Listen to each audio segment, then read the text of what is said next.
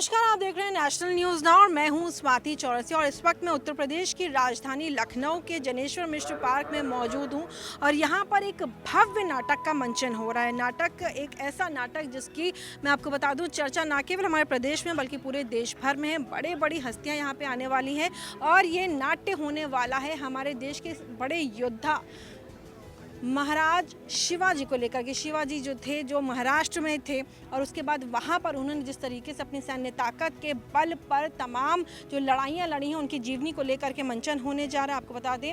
और हमारे साथ डॉक्टर आशीष गौतम जी जो दिव्य प्रेम सेवा मिशन से के अध्यक्ष हैं।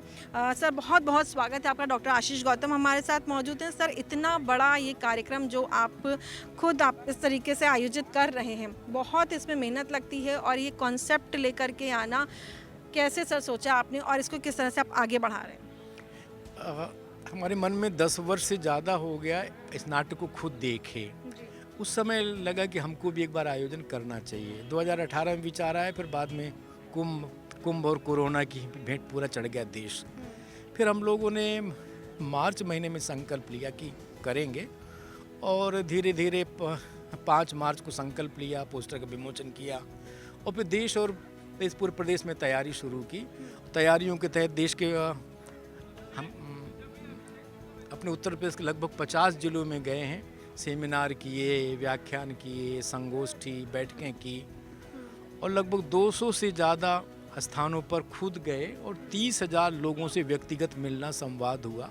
सबको निवेदन किया कि आपको ऐसे महत्वपूर्ण चरित्र से, व्यक्ति से, व्यक्तित्व से जुड़ना चाहिए, देखना चाहिए, समझना चाहिए। क्योंकि 350 साल पहले जो छत्रपति शिवाजी महाराज ने हिंदवी स्वराज की फाउंडेशन रखी, नींव रखी, उसी की आज देन है कि विश्व में योगी और मोदी जैसे आदर्शतम राजा संपूर्ण संसार में भारत के नाम को ले जा रहे हैं और माने उस बटवृक्ष तले संसार पूरा अपनी समस्याओं का हल सोच रहा है, खोज रहा है। सर, इतना बड़ा ये नाट्य हो रहा है, छोटी मोटी बात नहीं है। घर में भी एक छोटा सा कार्यक्रम होता है, उसमें बहुत ज़्यादा मेहनत लगती है, बहुत ज़्यादा पूरा सिस्टमेटिक तरीके से ऑर्गेनाइज किया जाता है।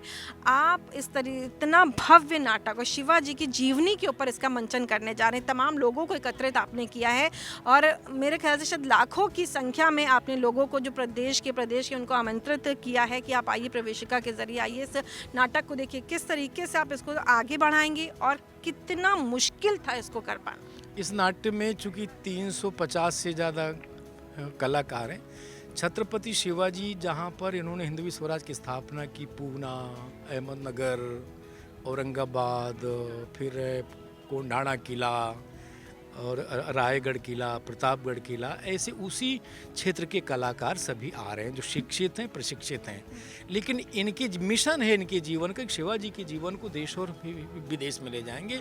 जो लोग इतिहास की किताबों से हटा दिया उसको फिर से दायर करेंगे। एक तो ये, अब इतने बड़े नाट्य के लिए लगभग 3 करोड़ से ज़्यादा खर्च है, तो खर्च के लिए भी भाई समाज से निवेदन करना है। ये अच्छी बात है, समाज और सरकार हमारे साथ खड़े, सब प्रकार से सबके आशीर्वाद हमारे साथ हैं और एक बहुत बड़ी संख्या में कार्यकर्ता जो अपना खुद अपने खर्च पर, खुद अपने व्यय पर समय दान दे रहे हैं, अपना जीवन दान दे रहे हैं, गांव-गांव गए हैं, जिलों-जिलों गए हैं, देश और प्रदेश में गए। उसी का परिणाम है कि लगभग 1.25 लाख से ज़्यादा लोगों के आने की सूचनाएँ प्राप्त हैं।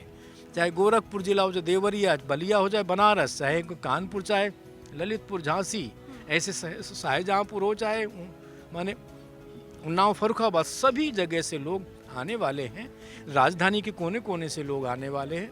पहले दिन माननीय लोकप्रिय मुख्यमंत्री माननीय योगी आदित्यनाथ जी रहेंगे। अंतिम दिन समापन में माननीय राजनाथ सिंह जी रहेंगे। बीच में दोनों उप मुख्यमंत्री हमारे केशव प्रसाद जी मौर्य जी और श्रीमान ब्रजेश पाठक जी रहेंगे।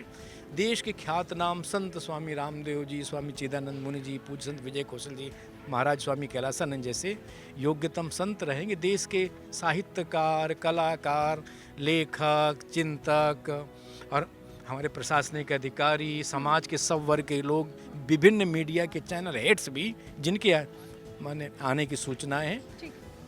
सर एक आपसे जानना चाह रही थी, एक बहुत महत्वपूर्ण बात आपने यहाँ पे कही कि हमारी जो शिक्षा करने वाली जो किताबें थीं उसमें मुग़ल राज के बारे में ज़्यादा शिक्षा देनी जाने लग गई, और जो हमारे ही देश के जो तमाम योद्धा थे जिन्होंने लड़ाइयाँ लड़ी हैं, मुग़ल से जितना जो साम्राज्य फैला हुआ था उसको हटाने में मदद करी है, साथ ही साथ आगे भी बढ़े हैं, उनको कहीं पे पीछे छोड़ देगा। चाहे हम रानी लक्ष्मी की बात करें तो एक अध्याय पढ़ा दिया जाता है या एक पाठ पढ़ा दिया जाता है, चाहे हम शिवाजी की बात करें और फिर उसको हम भूल जाते हैं।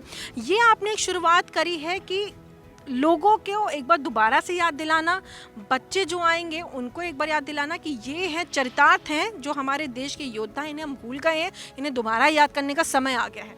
चाहे देश का ऐतिहासिक काल हो, राजनीतिक काल हो, वैदिक काल हो, पौराणिक काल हो, ये अनंत काल से देश था, देश है, देश रहेगा। सनातन धर्म इसकी मूल आत्मा है। उसी आत्मा को छोड़ करके 250-300 साल का जो विकृत इतिहास है, कुछ खंड में, कुछ हिस्सों में जिन लोगों ने राज्य किया, उसको लोगों ने इतना लंबा चौड़ा कि पूरा लगा कि इतिहास ही भारत का ये है। ये नहीं है। भारत 11,000 साल से ऊपर की भारत की आध्यात्मिक विरासत है। अनंत काल से इस देश की वैदिक विरासत है, उसको भूल करके कुछ साल का 100-200 साल का इतिहास पढ़ाया गया। इसलिए लोग अपने मूल भारत की आत्मा को जाने माने समझें। ऐसे राष्ट्र पुरुष जो भी हुए हैं, ये भारत की आत्मा की विकास की कहानियाँ कहते हैं, इसलिए लोग इसको जाने माने समझें। यही प्रयास दिव्य प्रेम सेवा मिशन का है, और सेवा कार्य से लोग जुड़ें और सेवा में भूमिका अदा करें लोग। इसी नाते नाट्य है ये। दिव्य प्रेम सेवा मिशन जो आपने कहा है, आज आपने लखनऊ में शुरुआत कर रहे हैं इसकी, क्या हम ये मान के चल सकते हैं आने वाले दिनों में आप इसको और भव्य बनाएंगे और जगहों पर भी लेके जाएंगे? और आपने कहा कि आप अंतर्राष्ट्रीय स्तर पे भी इसको लेकर के जाना चाहते हैं, ताकि जाहिर सी बात है कि वहाँ पे जो लोग हों, चाहे वो हिंदू समाज के या फिर भारतीय लोग हों, बल्कि जो अंतर्राष्ट्रीय बाकी दूसरे देशों में लोग रहते हैं वो भी जाने कि भारत में असल में जो योद्धा थे उनको कहीं पीछे छोड़ करके जो मुग़ल साम्राज्य है उसको बढ़ाया गया, उसको पढ़ाया गया। दुनिया के इतिहास में कई जगह जो भारत के मूल महापुरुष स्वामी विवेकानंद हैं, सूर कबीर, तुलसी हैं, तो चाणक्य हैं, ऐसे कई महापुरुषों के नाट्य को लेके हम देश विदेश में गए हैं। लेकिन ये चूँकि नाट्य बहुत बड़ा है, विशाल है, उसका आयोजन बड़ा, इसलिए पहली बार हम लोग लखनऊ में इसको करा रहे हैं। आगे इस कार्यक्रम में जैसा रिस्पॉन्स है, जैसा लोगों के माने आशीर्वाद मिल रहा है, उससे लगता है कि इस नाट्य को देश के अन्य हिस्सों में भी हम लोग अपने दिव्य प्रेम सेवा मिशन के बैनर तले आगे ले जाएंगे।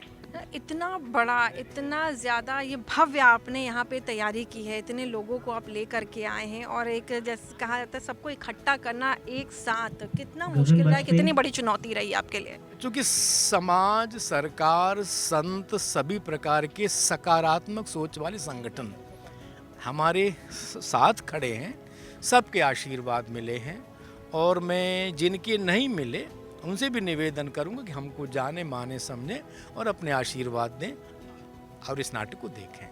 बहुत शुक्रिया सर अपना समय देने के लिए और तमाम जानकारी देते हुए। हमारे साथ ही दिव्य सेवा मिशन के अध्यक्ष डॉक्टर आशीष गौतम जी थे।